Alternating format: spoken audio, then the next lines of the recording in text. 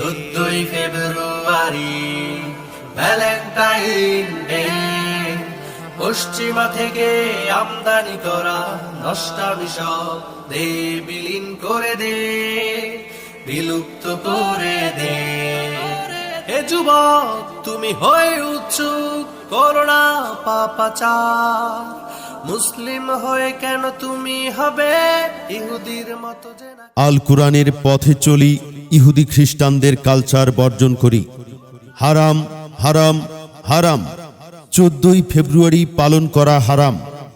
মুসলিম তরুণ তরুণীদেরকে অশ্লীলতা, বেহায়াপনা এবং নির্লজ্জ বানানো ইহুদিদের এক সূক্ষ্ম চক্রান্ত।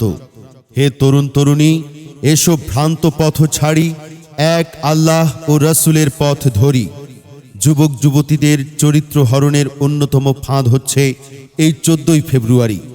14ই ফেব্রুয়ারির ভয়ঙ্কর পরিণতি: ধর্ষণের শিকার, জিনায় লিপ্ত হয়ে অবৈধ সন্তানের গর্ভপাত এবং সবশেষ হতাশায় ভুগে আত্মহত্যার পথ বেছে নেওয়া, যার ফলে দুনিয়া ও আখিরাতে ক্ষতিগ্রস্ত হওয়া। সাবধান সাবধান সাবধান। 14ই ফেব্রুয়ারি পালন করা থেকে সাবধান।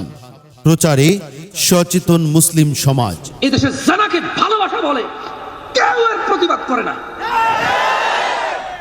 ও কত নিচে নামছে অশ্লীলতা আসার কারণে। আল্লাহ বলেছে জানা, রাসূল বলেছে জানা, কোরআন বলেছে জানা, হাদিস বলেছে জানা, আলেম বলে জানা, হুজুর বলে জানা, ওর মা বলে জানা, ওর বাপ বলে জানা, ওর সমাজ বলে জানা, ওর দিন বলে জানা, ওর নিজে জানে জানা, ও বলে ভালোবাসা।